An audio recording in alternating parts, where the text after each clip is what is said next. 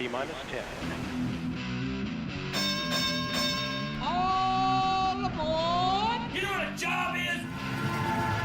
That's when people get up in the morning and they go to work. This is Scope of Success, where we bring you business life lessons and throw a lifeline to your career. And now, Brian and James. Welcome to Scope of Success, where we're helping you advance your career one interview at a time. Like us on Facebook, follow us on Twitter, subscribe to us on iTunes, and leave that beautiful, beautiful feedback that you've been doing. I'm Brian, and along with James, we're your advocates for issues at hand. Hey, James. Hey, Brian. What beautiful feedback did we get? What do you mean? What feedback? You said leave that beautiful feedback. People have been leaving nice things. Okay. Yeah, great show. Good. Brian's doing a really good job. Yeah. Things like that. Yeah. I think somebody said something about you, but I don't think I didn't read that one. That was from my mom. So we have an amazing show today. Unbelievable. What do we got? Tell them what we got, everybody. Well, we've got a guest. A guest, not just a guest. No, we have a guest that walked, I think, 1,700 miles. That's amazing. Over 1,700 miles, and in the rain. Right. Miraculously, Where? The Appalachian Mountain Trail. Right.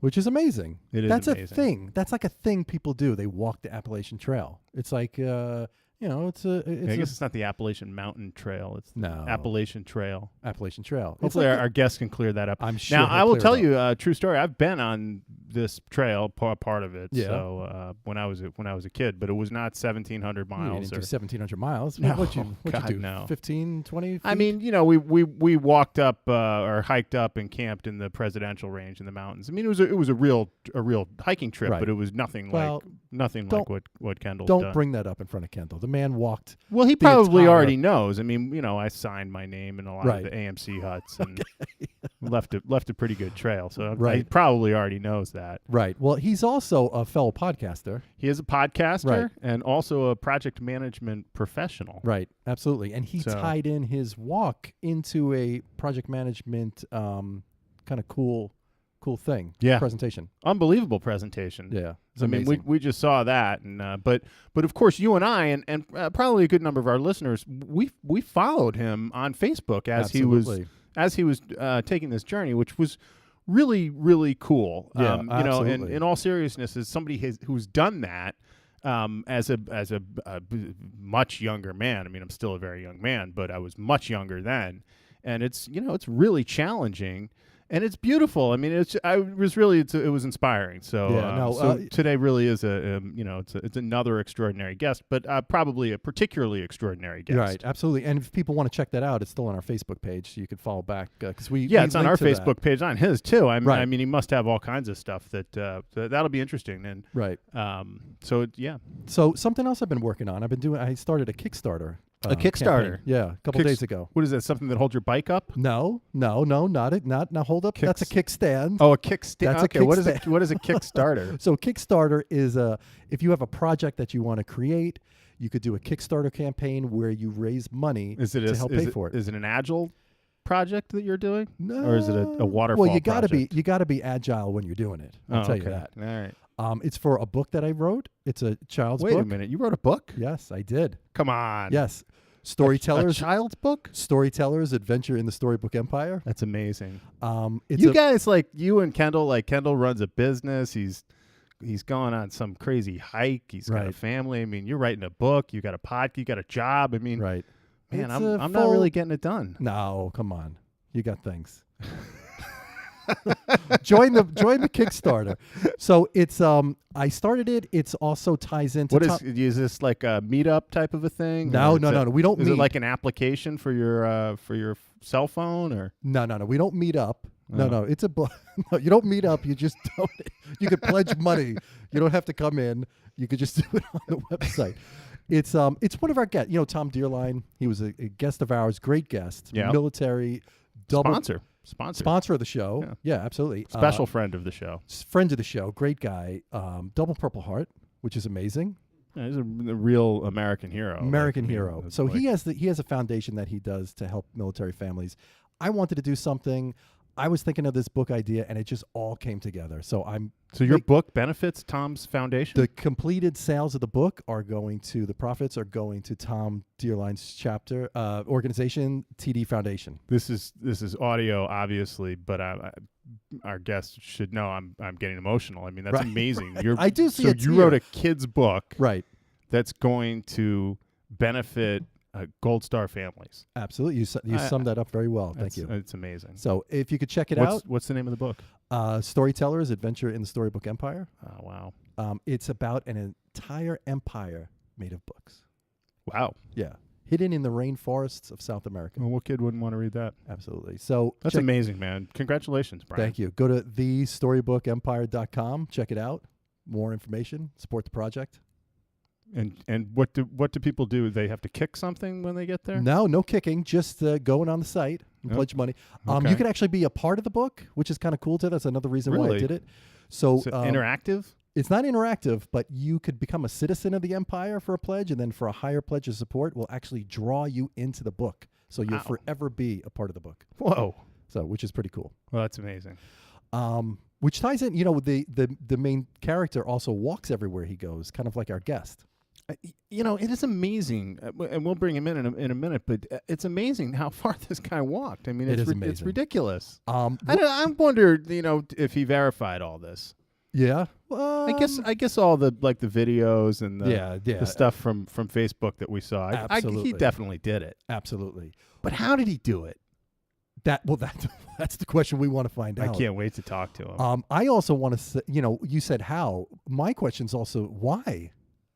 Yeah, they say what's that fire that sparks that? Like everybody's got the project or something they want to do. Well, I could probably tell you I climb mountains, and people always ask, why do you climb a mountain? You say because it's there, right? And that's it. So in the mountain climbing community, that's sufficient, right? Well, it's pretty good. So we're gonna bring him in, but first. You got to pay the rent, man. Got to pay the rent. Keep the lights on. I see them flickering. So. Absolutely. So we got a sponsor. So our sponsor for the month is Academy Leadership. They are offering an intensive MBA quality 3-day leadership excellent course worth 36 PDUs. They've been working closely with PMI for over a decade. Their next course is in New York City on May 8th through the 10th.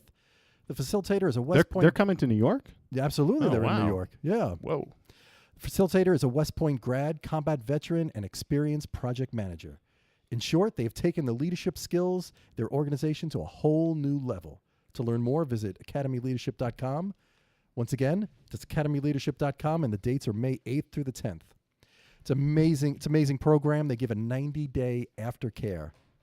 Those guys are the real. Those guys are the real deal. It is, and I like to coin the phrase military grade leadership. Yeah, it is. Well, they're all service academy graduates, right? So absolutely. Graduated from West Point, United States Naval Academy, Coast Guard Air Force Academy, and they know something about leading, presumably, if they made it through those programs. And they're also seasoned business executives. Right. Yeah. Absolutely. So, right. These are also professionals in their field.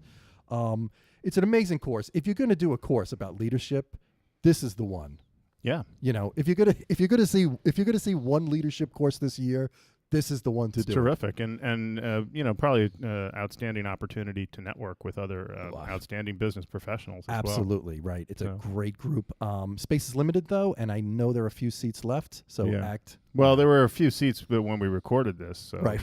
I mean, they could be filled up. Better hope that they still have some seats left. So hit up academyleadership.com now and check that out.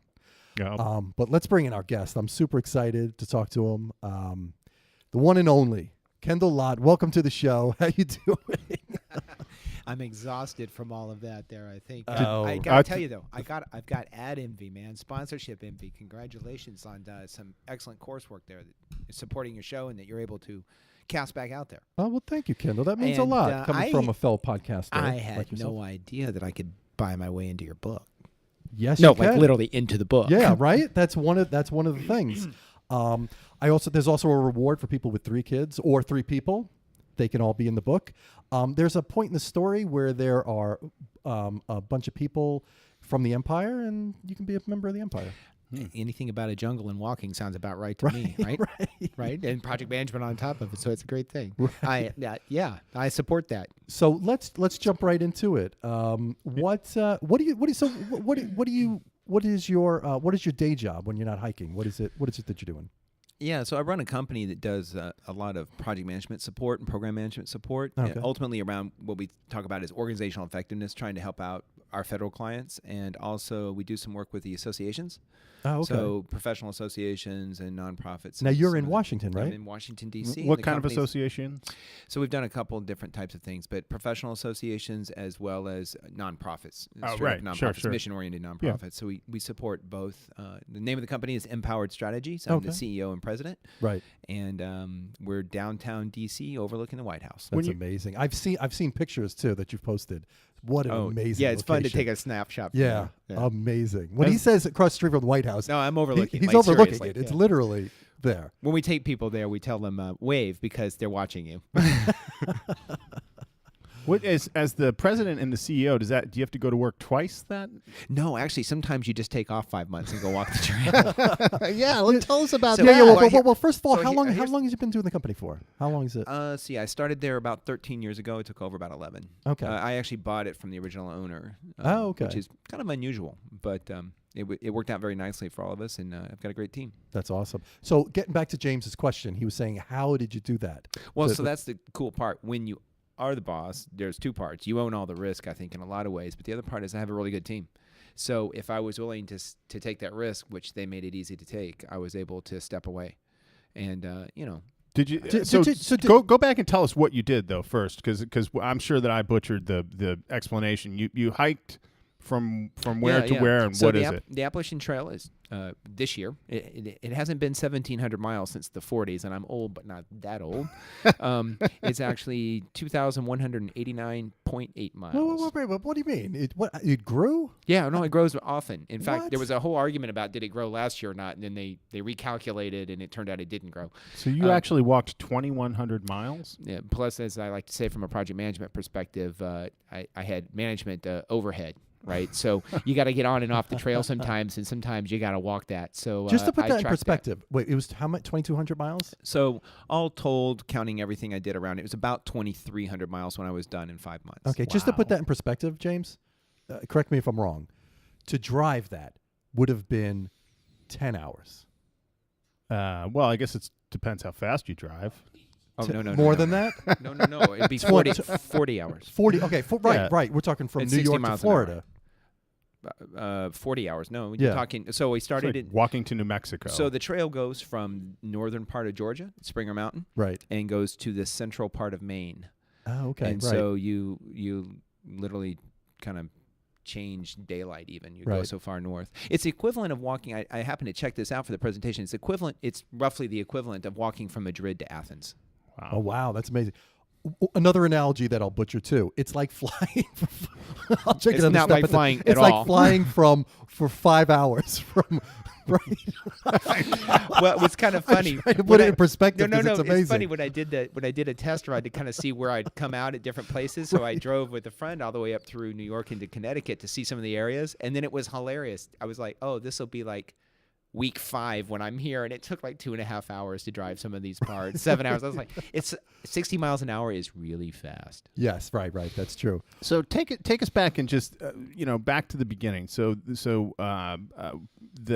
what inspired you to do this walk, and what other people do it? How long did it take to plan it? Like what's it all about? I mean, that's an amazing thing. So a lot of people don't really do a lot of planning. There's a lot of people that just kind of decide to do it and go on it. I'm, as I like to say, a product of my education. So as a project manager, I realized I had to lay all this out. So I decided in August of 2015 to walk starting on April 23rd, 2017. So I picked it 18 months out. For a couple of reasons. One was to help my company be prepared and to tell them, no, I'm not kidding. This is really going to happen. And, there's this moment where I hand the keys over and you own it. But another one had to do with some of the reading I had done about preparation. that largely it's, if you're basically fit, you can do it, but it's a mental challenge for a lot of people. They just get bored, or they get overwhelmed, or they get lonely, or et cetera, et Well, cetera. people say that about marathons too. Running a marathon is all mental. I thought you were going to say it was about marriage as well. No, but, yeah. no. But now I know that it's not all mental, because I did follow you as you were walking along, and I know that there were some points where you wondered whether or not physically you could continue. I mean, so you know, you have to prepare for this. You have to be in. Is there an element of training that you undertook before? Yeah, I did aerobic and walking. I didn't train properly for it. The best way to do is just probably do a lot of Stairmaster kind of stuff, because really all you're doing is walking. It's amazing. You literally lose muscle mass. You don't just lose weight from like fat and water. You lose muscle mass, and a lot of people lose muscle mass. Well, not everybody, but a lot of people lose muscle mass when they do it. So I hiked from Harper's Ferry, which is the middle of the trail, up to Katahdin in Maine, and then Harper's Ferry is Virginia? Harper's Ferry, West Virginia. West Virginia, yeah. Yep. And it's where the Potomac and the Shenandoah meet.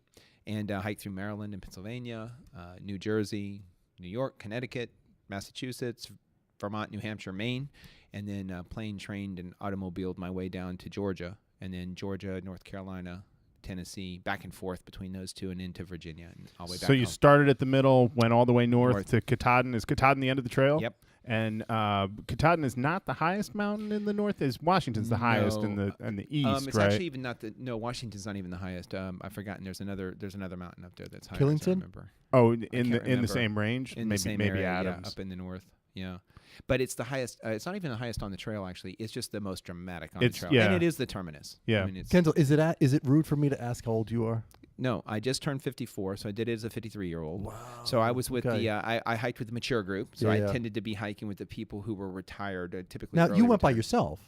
I went by myself, but I ended up with a partner for a lot of it, and That you met on the trail. Made him on the I trail. could I've heard that's what happens. We call them a tramley, a trail family. You run into people that you tend to hike about the same speed with, even if you're not hiking with someone the whole time. Right. But you hike with people for a while. But one of the sayings is hike your own hike. So one of the keys is knowing when you need to stop and let other people go ahead and keep going, or vice versa. You're like, I want to keep moving along here, and people are like, well, I want to enjoy this city for a while, or this town for a while. Right. So there's a lot of great communities on the on the trail. 34 communities that are called trail communities that really have outreach for hikers. They know they see you coming. They know they know what you're up to. Who you are. How is that bond of people that you hike with? Is that like you become brothers? Yeah, Is it's it pretty strong? amazing. The trail is an amazing community. One of the things that I noticed and others noticed was it's a leveler. It's a great leveler, and I really enjoyed watching people who had retired, particularly military or from the government, for example, who were talking to the younger people who might have just completed college, wondering what they were going to be doing. I saw a lot of mentoring on the trail that would not happen in other environments possibly, or would have to be a special environment of some sort. Right. And it was a great leveler. And then I heard later some people talking about it, there's nothing new for you on the trail. So you go, my feet hurt, my back hurts. Well, everyone's feet hurt. Everyone's back hurts. It's a great leveler. And so you're all doing this exciting thing together at your own pace and your own way. A lot of sharing of food and equipment. And you all suffer similar types of things. Right. And so it doesn't matter how old or how fit or how fast. Everybody experiences their own way, but there's a lot of camaraderie that way. That's great. What is the big thing that you got from it? Like, I feel like it's like a coming to God moment. You hear that term. Like, what have you like? Oh man, I got to put life in perspective. Like, I was maybe too focused on, I don't know, material things. Not that you are, of course, but I don't know. Yeah, what was it? Life changing? Has to be. It wasn't. Okay, so not life changing in a sort of existential way, really, but it was life changing in the way that I needed it, which was it was a career break. I needed to stop, and it wasn't about material things for me, but it was actually about doing. I think a lot of us as project managers, or managers generally, we really get focused in the doing and making sure things are happening. We worry about goals and tasks, and I needed to break that cycle of creating my own stress through the white collar work that I do, right? Through the professional work that I do. And so it wasn't that anything was going wrong for me or that people were wrong. It was that I needed to break that stress. And so it was very much a life change for me to not be driving into work, going to meetings, down to things that I talked about in the presentation that hit me, which is not having to pick out clothes. Yeah, right. It's pretty straightforward. That is- And that's kind of weird. There's no choice. You just kind of do things automatically. How supportive is family and friends with this? They were all supportive. Generally speaking, people thought it was a really interesting idea and kind of amazing. It's hard to explain. It is in truth, and you talked earlier about a lot of our service members. You're not saving the world. You're not doing things that help people. You're not promoting a national agenda. You're not helping children and Gold Star families. It is a very kind of self-focused thing, I think, in a lot of ways. But it's okay. Sometimes I think we have to do that. But it is also, as hard and interesting as it is also only walking. I mean, Right, when right. I would start feeling my hey, isn't this cool? Look at me, and I'd be like, yeah, I've been walking since I was 1.5 Right, or something. right. I should have this down by now. I actually did 8 laps in a racetrack. Look at and you. When I got in the car, I was a little nervous, and then I thought to myself, it's just driving a car. It's not a rocket ship. I could just pull over. It's not the. It's just like you said. It's walking. Yeah. And I also wanted to throw in the fact that I raced a race car. So what? I got to walk near a racetrack up in Connecticut. Yeah. You're in the woods I know anyway. that you had your phone with you because you documented a lot of stuff on social media. But were you also connected with work, or did you completely disconnect from the office? I essentially completely disconnected, and my team was super, super helpful in not reaching out and not letting others reach out. So I was a one-way megaphone. I would send out messages, and I didn't even know if anyone in my company was following. Actually, you guys are more active followers. You would we were respond. very active. I had, Yes. depending on what I was posting, 30 to 70 kind of people watching. But technically, I think I had something like 2,100 followers or something. Right. I don't know how many of those were Russian bots, but there was some number of people watching that were kind of more passive, right? The lurkers. And in my company, they were very, very good at not reaching out and not expecting me to reach out.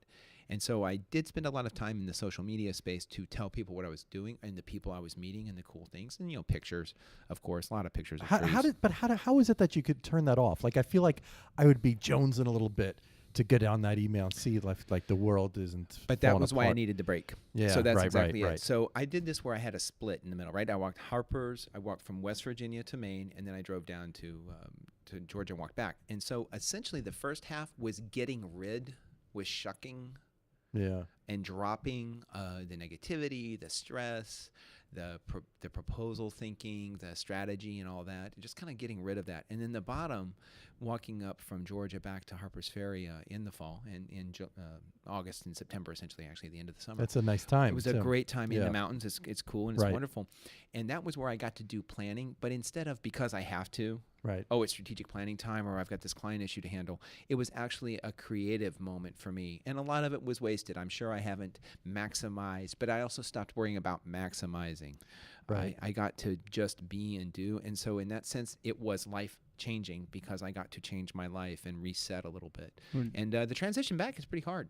Yeah. How did sure. it change you as a professional, as a boss? I mean, did it have an impact in that way? Well, we'd have to ask my team if they felt that there was an impact that way, other than I was probably a little goofy and disconnected, and they're wondering why I'm like, and now I have to be at work. Yeah, Right. so they may not have as good a rosy picture of my return as I do. Right. But for me, yeah, I mean, and a part of that is what I wanted to mention in the presentation. It got a chance for me to really focus on stuff that you hear in meetings and conferences and seminars and leadership and motivational speakers all the time. There's a whole lot of things you hear.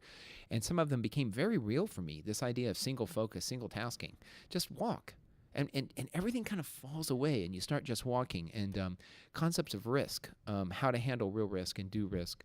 And the cost of managing risk and the emotional cost of managing risk. Again, we self-create a lot of stress in our attempt to make sure we coordinate others' behavior, our own behavior, to achieve outcomes. Right. Right. Yep.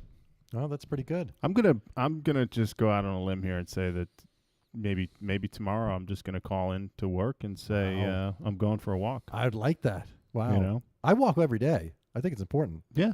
At night, go for a little walk. Yeah. It's so relaxing. Takes the stress out. Burns calories. Amazing. Good. Kendall. And a lot of water. It is amazing. Now, do you have a website or some social media where you've kind of archived this and put up your lessons? Or Yeah, on Facebook it's on Flip Floppin' the AT. okay. Flip flopping the AT. I guess And you we'll have to put spell that. it as one. We'll put that on there. Yeah, we'll put a because link. You guys followed it before, so thank you about that. What- Yeah. what- And I may go back to another long hike here. Yeah, and, we were and gonna when ask, I do, what's I'll the probably future have to reactivate that one. The What's the Pacific future- Crest Trail is the next big one in the okay. Crown, and there's also a long, beautiful trail in Arizona. There's all desert that would be really interesting. What's the Pacific Crest? Is that How far is that? It's 2,600 miles, and it So goes through if the you were Rockies. taking a plane, it would be 3 hours. you could drive it in the Batmobile drive at it. like 10 hours. Oh, but you got to go up and down mountains. I should have wrote that analogy out. Take a horse. A horse would be. No, it's actually graded for a horse. That's why I'm saying it. Right. Since Who knew? Are you going to do any? Is there any kind of like people write a book, or is there any inspiration to do anything like that based on this Podcasts. podcast? I'm Yeah, going to show up with podcasters and have like speeches like this. I'm running around with chapters talking about the leadership lessons that I learned out of it. Right. That I'm trying to help others with. Because again, I think we hear a lot of lessons, but there's a real sense of you feel it in your bones Right. when you're hiking, and so I get to have a more realistic look at some of the lessons, and I have great pictures. Absolutely, amazing pictures. Right? I mean, you get to have pictures. right, and we're gonna link to that on our show page. Absolutely. We are running out of time. Okay, but I want you to could pick up conti- my podcast on there, man. Absolutely right, fellow podcaster. We are going to put that on there as well. What's the name of the podcast? PM Point of View. So PDUs for all you PMPs out there. Free PDUs, and they're all an hour long. And we are going to put his podcast link on our show page. Perfect. Right. And Yes, we share ads as well. I've got you up. PM Yes, the absolutely. Podcast Network. Right. Thanks for being on the show, Kendall. You're Thanks a lot, awesome. guys. Thank you, Kendall. Great. Terrific story. I want to thank everybody for listening. That's our time. Please follow us on Facebook. Subscribe to us on iTunes. Share with a friend. Share. This is Scope of Success. I'm Brian. I'm James. Keep doing the work. Scope of Success is brought to you by PMI Long Island, the Project Management Institute of Long Island. For more information, visit pmilic.org.